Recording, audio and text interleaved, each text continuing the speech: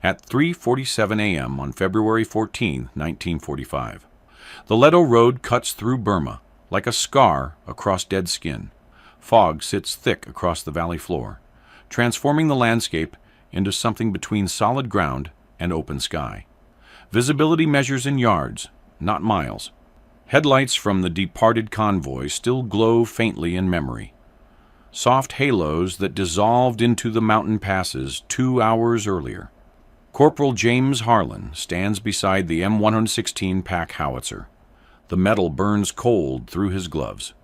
23 years old, 23rd Ordnance Company, assigned to an observation post that was supposed to hold 6 men. He is alone. The rest of his crew rotated out yesterday for medical clearance after a dysentery outbreak tore through the supply depot. Replacements were promised by nightfall. They never arrived. His breath comes in white clouds that hang briefly before vanishing into the darkness.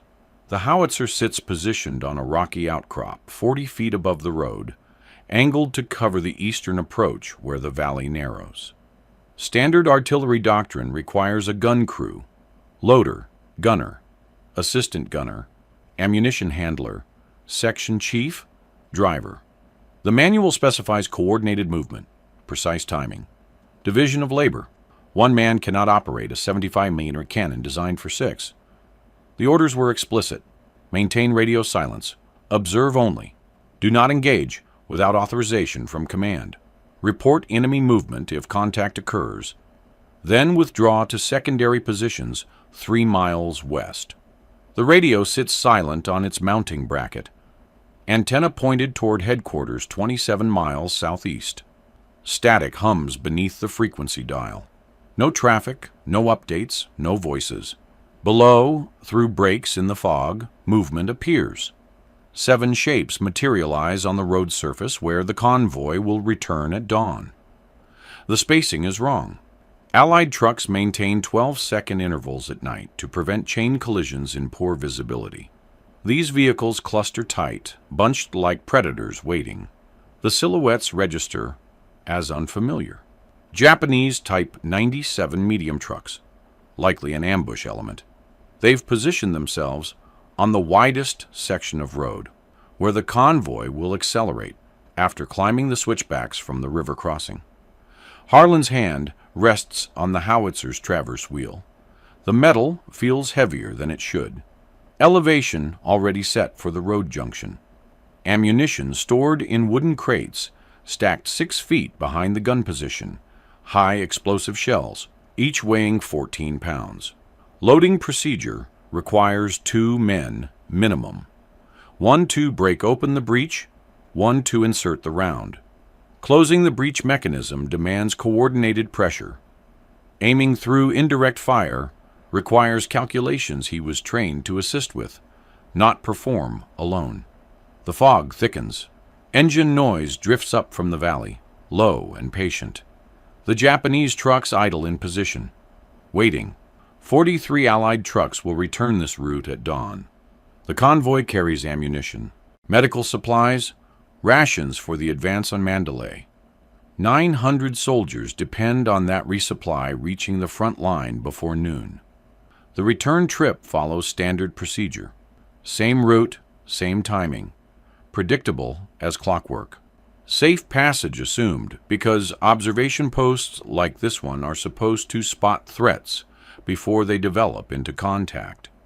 The manual says nothing about what to do when you're the only person standing between an ambush and 43 trucks full of soldiers who trust the road is clear. Harlan looks at the howitzer, then at the road, then at his hands. The traverse wheel turns under his palm. Cold steel against cold steel. The barrel shifts 1 degree east. James Harlan grew up in Akron, Ohio, where rubber met steel, and industrial rhythm measured time in shifts. His father maintained turbines at the Goodyear plant, massive rotating systems that powered conveyor belts and vulcanizing presses. The factory operated 24 hours, 365 days. Downtime meant lost production. Lost production meant layoffs. Harlan spent his evenings in the machine shop after school ended. No formal apprenticeship, just observation and repetition. He learned to read vibration patterns in rotating equipment by placing his hand against housing units, feeling irregularities through metal casings. His father taught him that precision and timing could prevent catastrophic failure. A bearing worn 0.02 of an inch out of tolerance would destroy itself within 48 hours. The turbine didn't announce problems. It whispered them through temperature shifts and harmonic changes only careful attention could detect. He enlisted in 1943. 18 years old, high school diploma, no college prospects.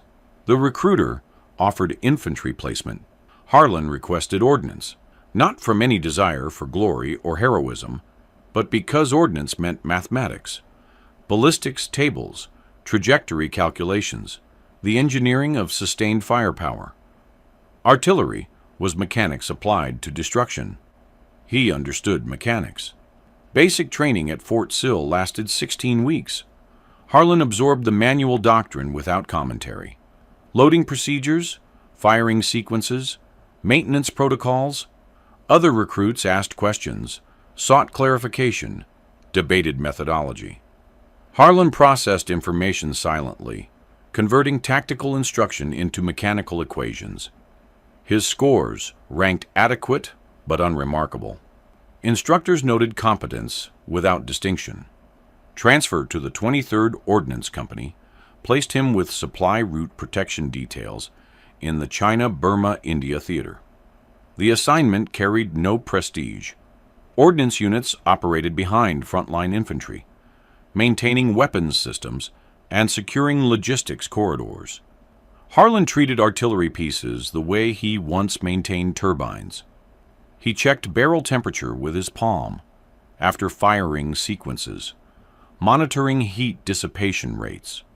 He listened to recoil mechanisms for irregularities others missed, timing variations, hydraulic pressure inconsistencies, spring tension degradation. Cleaning followed the same methodical pattern his father used on turbine housings. Disassemble, inspect, clean, lubricate, reassemble. Find calm in repetition and exactitude. Other soldiers saw cannons as tools for destruction, instruments of violence requiring only basic function. Harlan saw precision equipment demanding respect and understanding. A howitzer poorly maintained would fail at the worst possible moment. Murphy's Law applied universally. What can fail will fail, and usually under maximum stress. During briefings, he rarely spoke. Officers outlined patrol routes, supply schedules, threat assessments. Harlan absorbed information without commentary, mapping variables in his head. Convoy timing, road conditions, weather patterns, enemy movement probabilities.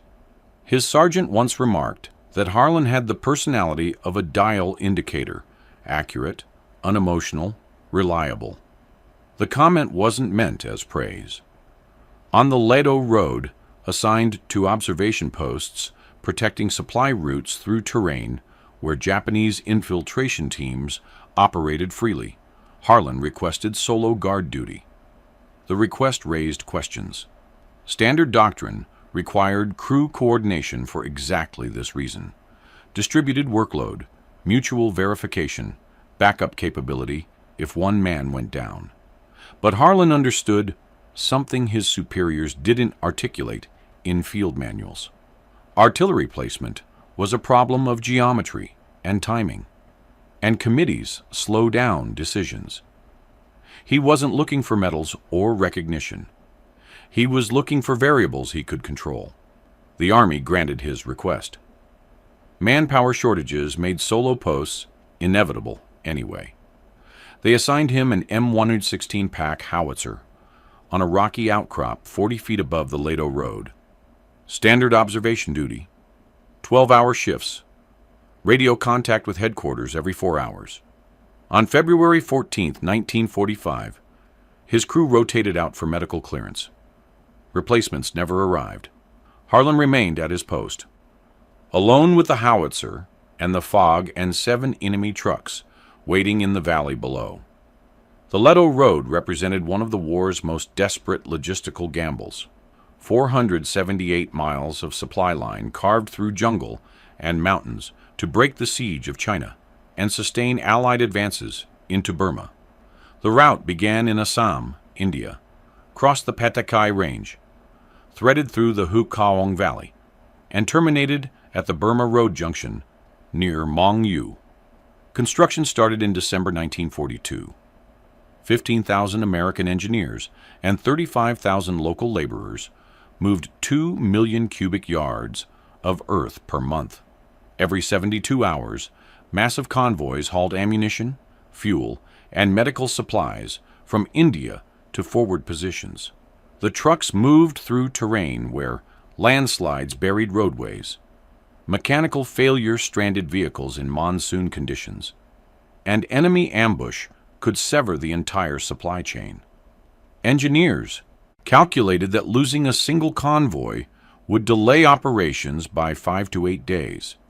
5 to 8 days allowed Japanese forces to regroup, fortify defensive positions, and redistribute their own dwindling resources. The schedules were unforgiving.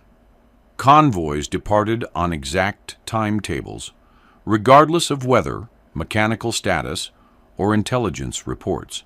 Trucks moved in darkness to avoid air reconnaissance, navigating switchbacks where visibility measured in feet, and a single stalled vehicle could block the entire route for hours. Drivers maintained 12-second intervals between vehicles. Too close meant chain collisions. Too far meant vulnerability to isolation and ambush. Each convoy carried enough ammunition to support 3 infantry battalions for a week of sustained combat. The mathematics were brutal and precise. 43 trucks, each loaded with 12 tons of critical supplies, moving through territory where Japanese special operations teams routinely destroyed bridges and mined roadways. The cargo manifests read like industrial inventories: 75mm shells, 50 caliber ammunition, diesel fuel in 50-gallon drums, morphine syrettes, penicillin vials, K rations, water purification tablets, replacement rifle barrels, radio batteries. Artillery emplacements were positioned at vulnerable points along the route. River crossings where bridges became choke points. Blind curves where forward visibility collapsed to nothing. Valley approaches where ambush was statistically most likely. These positions operated with minimal crews due to manpower shortages across the entire theater. Standard doctrine called for 6-man artillery teams. Reality delivered 2 or 3 soldiers per position, sometimes fewer, when illness or rotation schedules created gaps. The system relied on radio networks and predetermined fire zones. Observation posts reported movement. Command authorized engagement. Artillery crews executed fire missions. The chain functioned because it followed predictable patterns. Predictability created efficiency. Convoys knew when to move. Artillery knew when to watch. Supply depots knew when to expect deliveries. Predictability also created vulnerability. One section of the Ledo Road, a 3-mile stretch through fog-prone valleys near the Burma border, had become statistically anomalous. Intelligence officers tracked patterns the way actuaries tracked risk. 3 convoys had reported engine trouble in that sector over the previous 2 weeks. 2 had encountered unexplained delays, vehicles stopping without mechanical justification, drivers reporting unease, movement observed in tree lines that disappeared before confirmation. Intelligence suggested Japanese reconnaissance. Radio intercepts indicated increased enemy communications in the region. Local informants reported unfamiliar truck movement at night, vehicles without proper markings using secondary trails that paralleled the main road. But no confirmed sightings existed. No contact, no bodies, no physical evidence of enemy presence. The ambiguity created paralysis. Without confirmation, command couldn't justify rerouting convoys through longer, equally dangerous, alternate paths. Without contact, they couldn't justify committing infantry patrols to sweep terrain where soldiers would be more vulnerable than the convoys themselves. The supply line had to keep moving. Stopping meant losing the war in increments too small to photograph, but too large to ignore. On the night of February 13, 1945, convoy designation Baker 7 departed the staging area at Ledo, carrying ammunition and medical supplies for the Mandalay offensive. 43 trucks. Standard route. Standard timing. Expected return at dawn on February 14th. The observation post overlooking the anomalous valley sector was manned by one soldier, Corporal James Harlan, 23 years old, alone with an M116 pack howitzer, and orders to maintain radio silence. Below, in the fog, 7 Japanese Type 97 trucks waited in positions that suggested coordination and patience. The system required the convoy to return. The system also required Harlan to follow orders. At 2:15 a.m., Harlan's radio crackled with routine check-in calls from convoy lead elements. Voices acknowledged passage through grid coordinates according to schedule. Baker 7 convoy, lead vehicle reporting position at checkpoint Delta 4. On time. No mechanical issues. Visibility poor, but manageable. The transmission quality held steady, no interference patterns, signal strength adequate. But beneath the expected transmissions, something felt misaligned. Harlan had listened to dozens of convoys over 3 months of observation duty. He knew the rhythm of routine, the way his father knew turbine harmonics, not through conscious analysis, but through accumulated pattern recognition. Drivers on long hauls developed a cadence.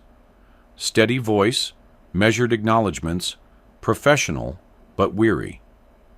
This convoy driver's voice carried an edge. Sentences clipped shorter than previous nights. Acknowledgments arriving 3 seconds faster than normal. Not panic, not fear. Just tension bleeding through standard military protocol. The radio fell silent after the last checkpoint confirmation. Standard procedure. At 2:43 a.m., complete silence.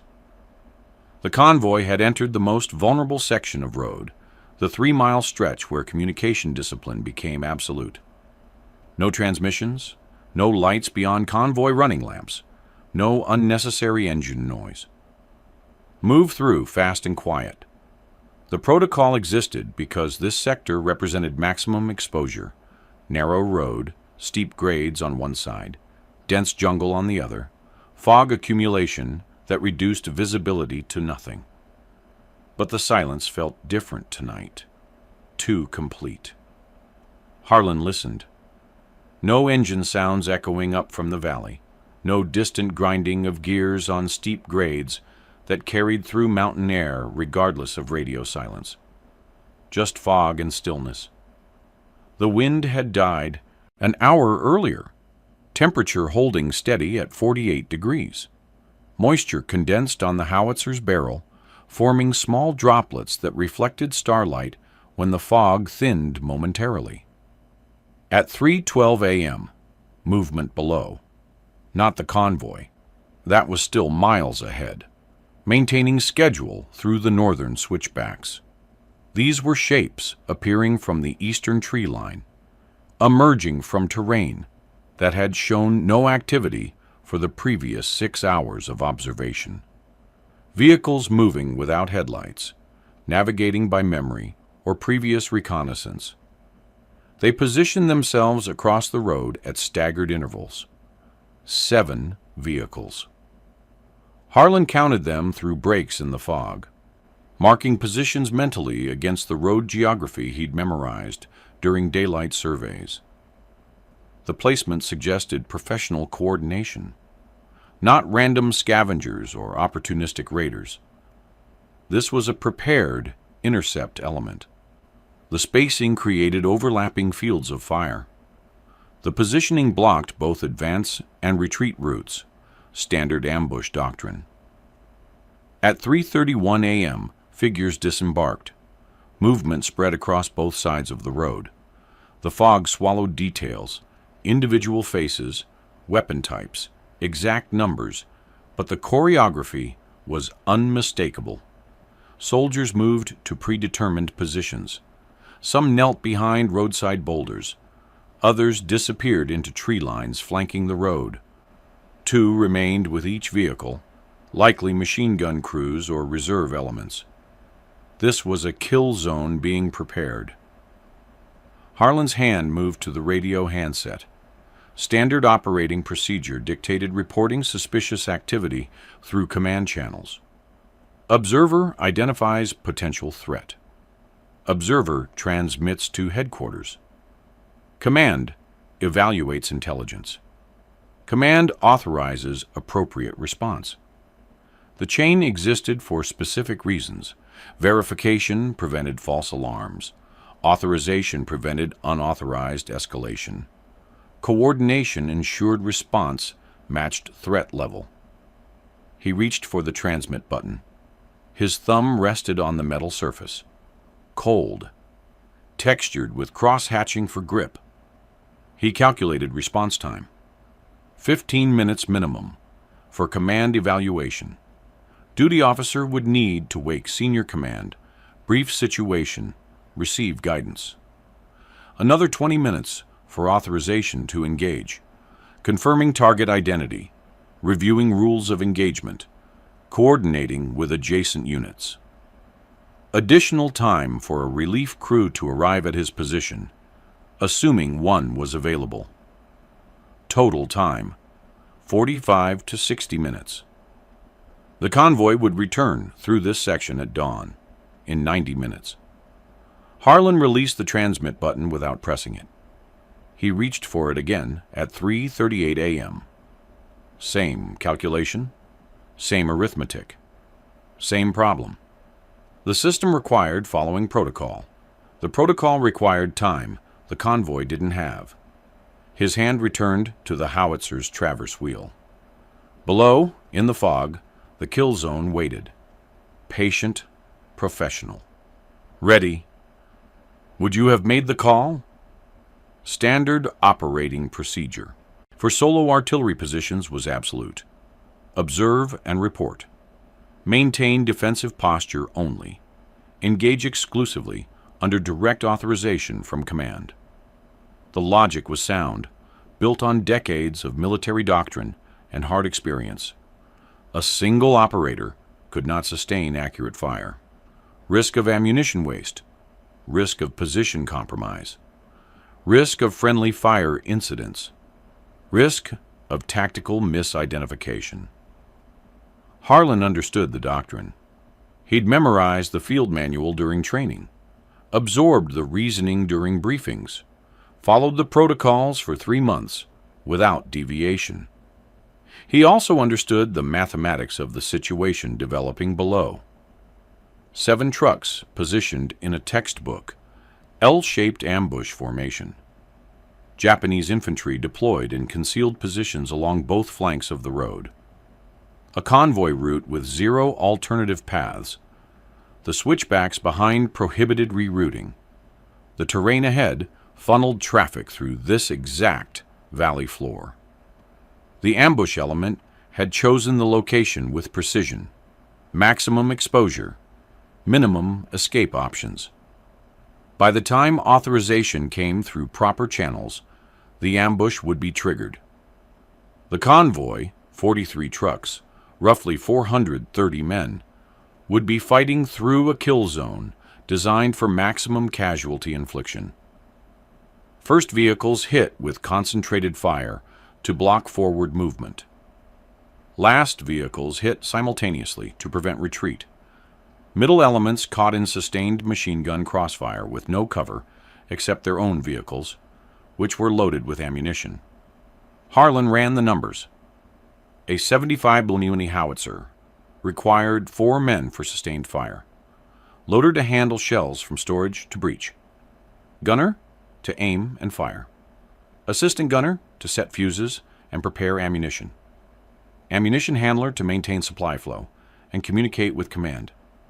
The division of labor wasn't arbitrary. It was engineering applied to human capability under stress.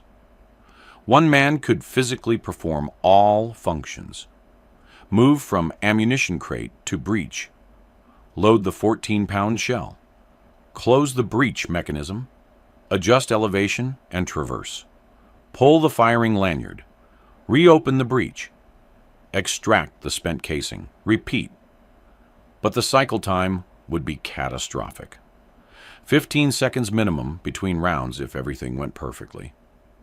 More likely 25 seconds accounting for physical movement between stations, fumbling under stress, the inevitable mistakes that happened when one person tried to do the work of 4. Against prepared infantry, with machine gun positions, that meant high probability of counter-battery fire. Japanese doctrine trained soldiers to identify artillery positions by muzzle flash and immediately suppress them. Harlan would get perhaps 3 rounds before concentrated fire forced him to abandon the position or die at his post. Position overrun within minutes. But 7 trucks weren't infantry. They were thin-skinned logistics vehicles, canvas covering wooden frames, no armor, probably carrying ammunition for the ambush itself, additional machine gun belts, grenades, perhaps mortars for sustained engagement, stationary targets in a confined space, bunched together because the road geometry forced tight grouping.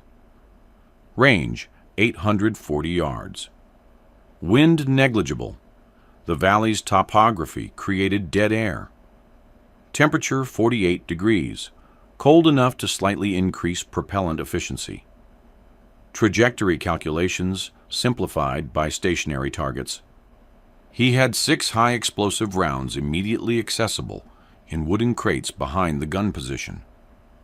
More stored farther back, but 6 represented his practical ammunition supply for solo operation.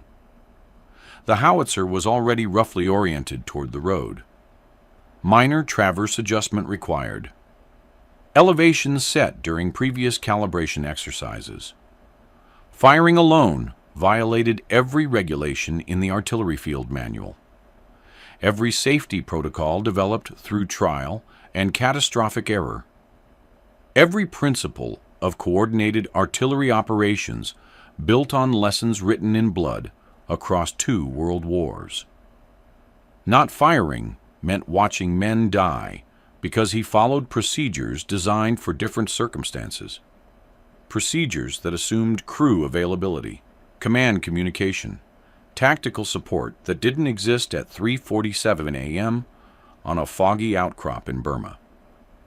Harlan's hand moved to the traverse wheel, not from courage, not from heroism, or glory-seeking or dramatic sense of destiny, from the same instinct that once made him shut down a Goodyear turbine 3 minutes before catastrophic bearing failure, despite the production schedule demanding it stay online.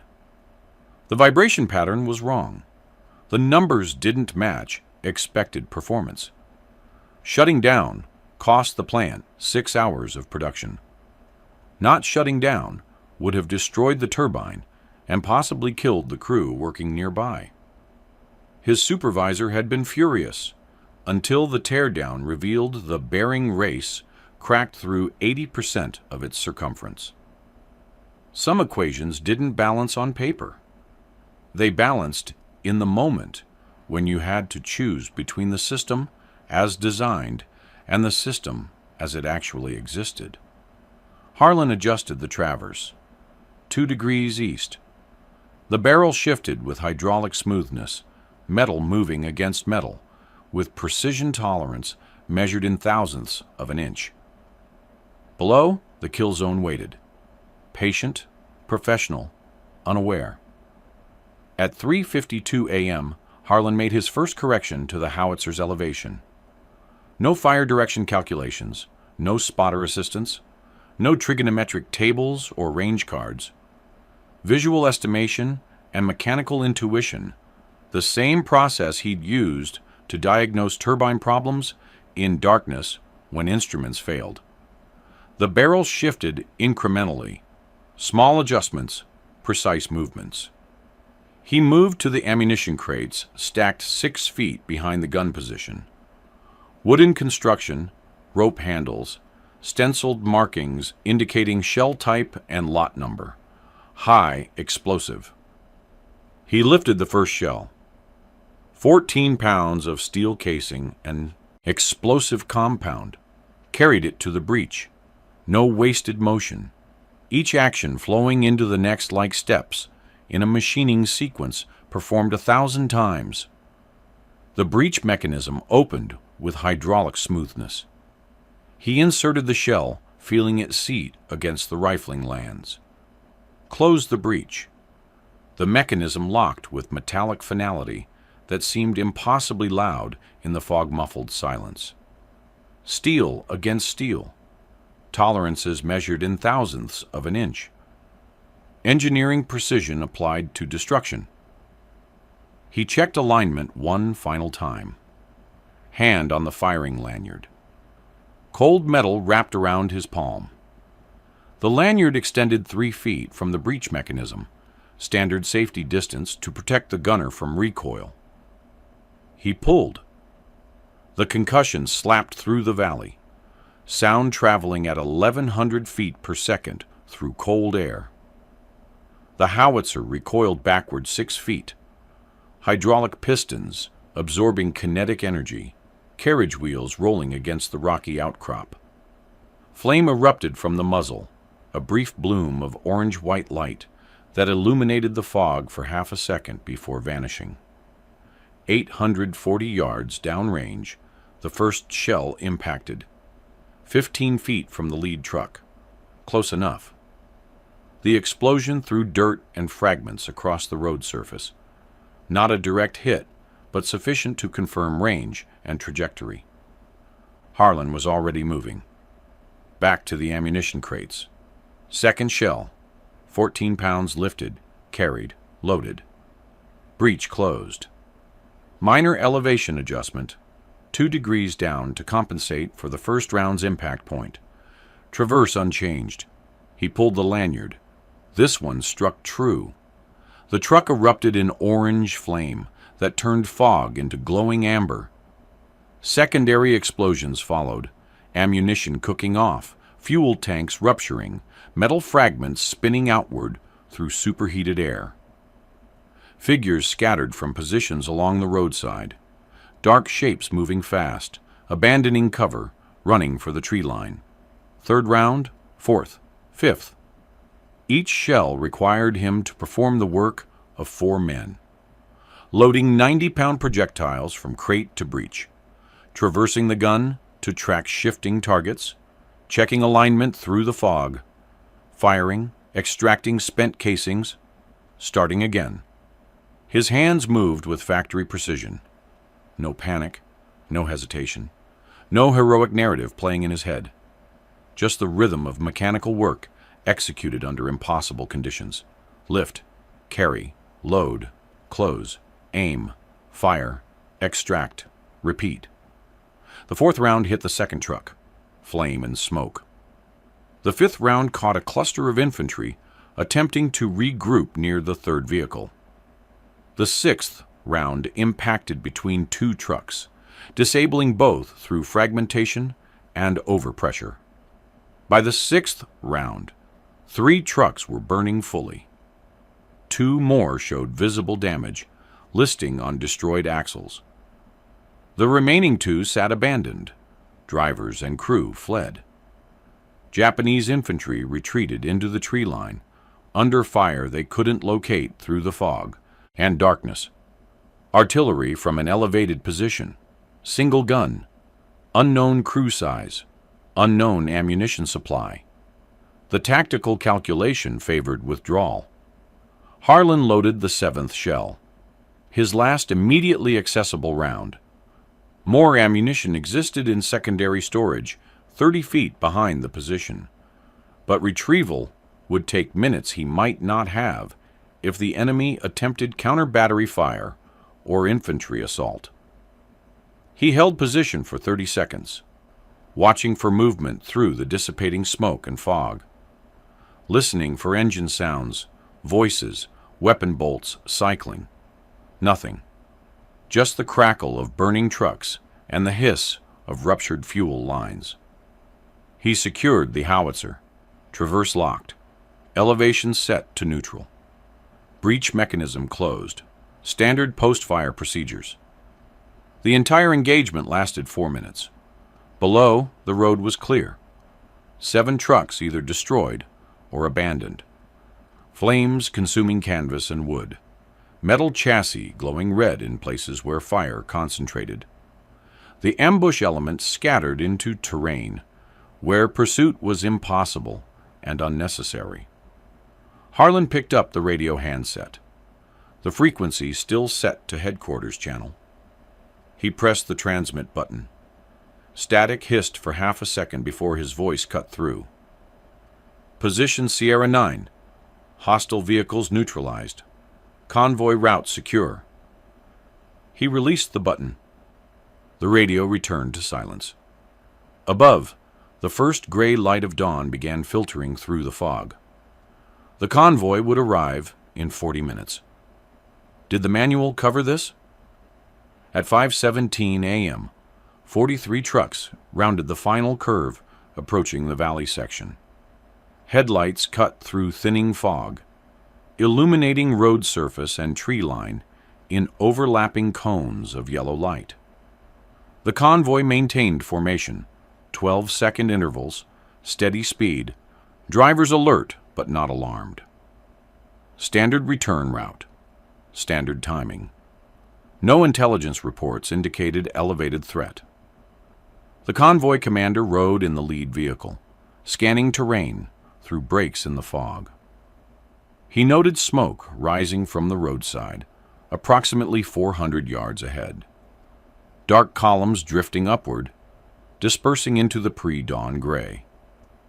He attributed it to brush fires, common in dry season, when dead vegetation accumulated and spontaneous combustion occurred. The notation went into his mental log but triggered no alarm protocol. Drivers maintained speed, 35 miles per hour on straightaways, dropping to 20 on curves. The lead vehicle passed the first burned-out truck at 5:19 a.m. Canvas consumed, frame structure collapsed, metal chassis still radiating heat. The convoy commander registered it as battle damage from previous engagements, possibly weeks old. The area had seen sporadic contact for months. Abandoned equipment wasn't unusual. 43 trucks passed through without incident. No ambush, no gunfire, no casualties. The road remained clear, visibility improving as dawn light strengthened and fog dissipated. Drivers accelerated through the valley section, eager to clear terrain where mechanical failure meant blocking the entire route. The convoy reached forward supply depots at 6:43 a.m., slightly ahead of schedule. Unloading crews met them with standard procedure, manifest verification, cargo inventory, mechanical inspection. Nothing unusual noted. No damage, no injuries, no delays. Battalion logistics officers checked manifests against delivered cargo. Ammunition, all accounted for. Medical supplies complete. Rations matched shipping documentation. The operation was recorded as routine. One line in a daily logistics report. Green status. No exceptions noted. 6 miles behind the convoy, a Japanese radio operator sat in dense jungle, attempting to raise a platoon that had gone silent during their planned ambush. Repeated calls on primary frequency. No response. Switched to backup frequency. Static. Switched to emergency protocol. Nothing. At 8:30 a.m., an Allied patrol investigated reports of explosions in the valley. Local civilians had heard sustained artillery fire before dawn, approximately 7 rounds in rapid succession. The patrol approached cautiously, expecting possible minefield or unexploded ordnance. They found 7 burned-out trucks positioned across the road in staggered formation. Abandoned weapons scattered in roadside vegetation. Type 99 rifles, Type 92 machine guns, ammunition belts. Personal equipment dropped during hasty withdrawal. Canteens, entrenching tools, rice bags. No casualties, no wounded, no prisoners. The vehicles contained ammunition crates, demolition charges, and radio equipment consistent with Special Operations Interception teams. Japanese doctrine for ambush elements operating independently from main force units. The patrol's report noted apparent artillery strike from elevated position. Origin unknown, possibly from patrol elements operating off-book or unrecorded fire missions. At 11:15 a.m., command staff reviewing overnight activity reports connected the patrol findings to Harlan's transmission. Position Sierra 9. Hostile vehicles neutralized. The timing matched. The location matched. The engagement matched physical evidence. But the convoy had already passed through, safe, unaware.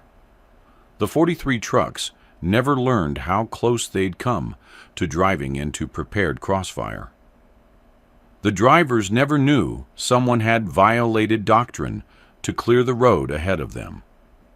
The convoy commander never connected the smoke he observed to artillery fire that had occurred 30 minutes earlier. In after-action reviews, the convoy's safe passage was attributed to effective route security and Japanese interdiction operations by forward elements disrupting enemy planning. No official connection was made to a lone artilleryman who decided procedures mattered less than outcomes. The 43 trucks continued their schedule. Cargo distributed to forward positions. Ammunition resupplied infantry battalions preparing for the next advance. Medical supplies restocked field hospitals.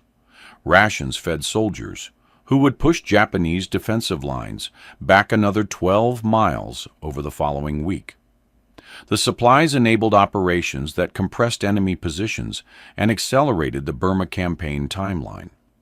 Territory gained, casualties avoided, strategic objectives achieved. The war moved forward, measuring success in miles gained and supply tonnage delivered. After-action reports documented outcomes in numerical terms: convoys completed, cargo delivered, enemy contact avoided. The system tracked what happened, rarely examining the invisible moments where individual decisions prevented disasters that never occurred. Success looked identical, whether achieved through perfect adherence to doctrine or through violations that happened to work. How do you measure victories that leave no trace? At 1:30 p.m., Harlan stood in his company commander's tent. Canvas walls, wooden folding table, maps pinned to a corkboard showing the Ledo Road network, cap removed, posture neutral, hands at his sides. The commander sat behind the table, reviewing paperwork, morning patrol reports, radio logs, after-action summaries from multiple units. He looked up when Harlan entered, gestured to the standing position across from the table. No chair offered. This wasn't a conversation. The briefing lasted 11 minutes. The commander's assessment was direct, delivered in the flat tone of administrative necessity. The engagement violated fire discipline protocols established for solo observation positions. Risked position compromise by revealing artillery placement to enemy forces. Expended ammunition without authorization from command. demonstrated flagrant disregard for established doctrine regarding engagement authority. It also prevented an ambush that would likely have resulted in significant American casualties and mission-critical supply loss. The mathematics created an impossible situation. The action was simultaneously insubordinate and necessary. Technically wrong, but functionally correct. The kind of problem that couldn't be solved through military regulations because regulations assumed clarity that combat rarely provided. No formal commendation could be issued for violating orders, even when the violation saved lives. Army doctrine didn't include medals for insubordination, regardless of outcome.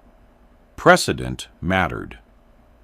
Authorization chains existed for reasons that transcended individual incidents. No official reprimand could be filed for an action that demonstrably succeeded in protecting a critical convoy. 43 trucks delivered. 430 men arrived safely. Strategic timeline maintained. Punishing success created worse problems than rewarding disobedience. The solution was bureaucratic silence. The incident would be noted in unit logs as hostile contact, enemy vehicles destroyed, no friendly casualties, standard reporting format, no elaboration, no special designation. The report would be filed with hundreds of similar reports from across the theater, small engagements, local actions, routine security operations that kept supply lines functioning. It would not be elevated for review. No investigation, no formal inquiry, no command-level assessment. The paper trail would end at company level, buried in archives that no one would examine unless specifically searching for this exact incident on this exact date. Harlan would receive neither medal nor court-martial. He would continue solo guard duty on the Ledo Road observation posts. Rotation schedule unchanged. Assignment parameters unchanged. The official record would show continuous service without disciplinary action or commendation. But there was an unofficial understanding. His judgment regarding threats was trusted, even if it couldn't be formally endorsed. The commander wouldn't explicitly authorize future violations of protocol, but he wouldn't assign another soldier to replace Harlan on positions where independent decision-making might prove necessary. The commander closed the briefing with a single statement. Next time, try to call it in first. Not an order, not a reprimand, just a suggestion that acknowledged the reality both men understood. There might not be a next time. And if there was, Harlan would do exactly what the situation required, regardless of what protocol dictated. Harlan returned to his position that evening. The howitzer sat where he'd left it, secured and waiting. He cleaned it with his usual methodical precision, disassembled the breech mechanism, inspected the barrel for stress fractures, cleaned carbon deposits from the chamber, lubricated moving parts, reassembled everything to specification. He prepared for another night of observation. Ammunition restocked, radio checked, field of fire confirmed. Temperature dropping toward another foggy dawn. He felt neither vindication nor guilt. The trucks had passed safely. The convoy delivered its cargo. The system continued functioning. That was the only measurement that mattered. In his jacket pocket, he carried a note delivered that afternoon through informal channels. No name, no return address. Just handwriting on torn paper. Don't know who you are, but 30 guys owe you a beer. Harlan never collected. He didn't drink, and he wasn't interested in explanations that required retelling decisions that seemed, to him, simply mechanical. You see a problem. You identify the solution. You execute the solution. You move on to the next problem. Recognition didn't improve the howitzer's accuracy. Gratitude didn't change ammunition supply. Words didn't affect convoy schedules or enemy movements or the fog that settled every night across the valley floor. The work continued. The observation post remained operational. The road stayed open. Above, stars appeared through breaks in the cloud cover. Below, the road stretched empty and dark. Somewhere in the distance, another convoy was forming up, preparing for another run, through territory where the difference between survival and catastrophe measured in seconds and yards and decisions made by people whose names would never appear in histories. The war moved through its machinery. Soldiers drove trucks. Artillery crews manned positions. Supply chains functioned. The system operated because individuals made it operate, moment by moment, decision by decision. Do systems reward the right choices, or just the documented ones? War remembers its charges and its last stands. Beach landings photographed from landing craft. Aerial duels captured in gun camera footage. Infantry assaults documented in after-action reports that become historical narrative. The dramatic moments that fit cleanly into chronologies and Medal of Honor citations. It rarely remembers the turbine mechanics who kept systems running when procedures stopped making sense. James Harlan returned to Akron in 1946. Discharged with standard separation papers, no fanfare, no parade. He resumed work in industrial maintenance at the same Goodyear plant, where his father still maintained turbines. Different shift, same machinery, same problems of vibration analysis and bearing tolerance and knowing when to shut down production, because continuing meant catastrophic failure. He never discussed Burma with anyone outside his immediate family. No war stories, no reunions, no Veterans Hall meetings where men compared campaigns and refought battles across beer-stained tables. When asked about his service, he said he maintained artillery in the China-Burma-India theater. Technically accurate. Conversation moved on. His military records contain a single notation about unauthorized weapons discharge on February 14, 1945, filed without elaboration. No recommendation for court-martial, no commendation. Just a line in a personnel file that eventually transferred to microfilm, then to digital archives, then to storage facilities where records wait for researchers who never come looking. The convoy he protected never knew his name. The drivers who passed through the valley at dawn saw burned-out trucks and kept moving. Standard procedure. The road was clear. That was sufficient information. The soldiers who reached forward positions supplied by those trucks never imagined a lone artilleryman violating doctrine to clear their path. They received ammunition and medical supplies and rations. They advanced another 12 miles.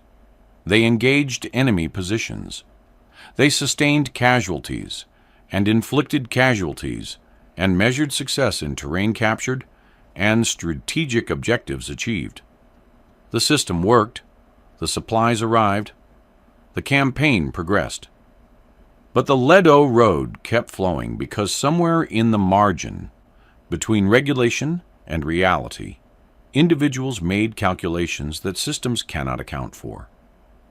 Deciding that precision matters more than procedures, that outcomes justify improvisation, that sometimes the right action is the unauthorized one.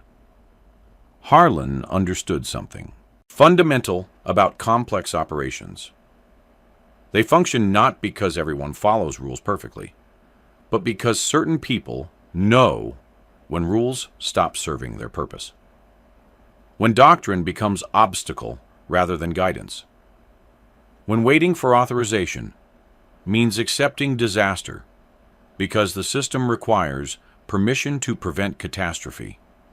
He treated war like he treated turbines, as a system requiring constant attention, immediate response to emerging problems, willingness to shut things down when continuing meant catastrophic failure.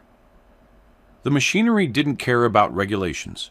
It cared about tolerances and timing, and whether the person responsible understood the difference between following procedures and achieving objectives.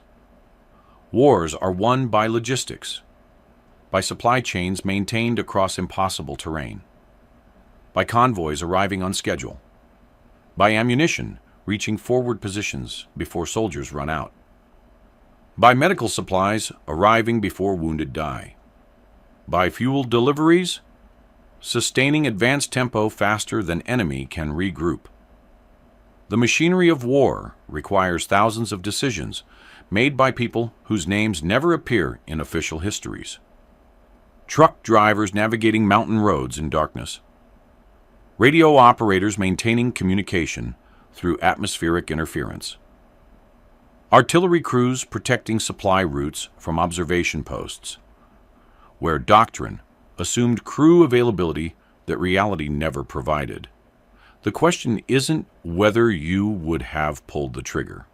The question is whether you would have trusted your own judgment when every regulation told you to wait, when every procedure demanded authorization, when following orders meant watching disaster unfold because you lacked permission to prevent it. Most people never face that choice. They operate within systems that function normally, where procedures align with circumstances, where regulations anticipate the situations they're designed to address. The ones who do face that choice rarely get medals.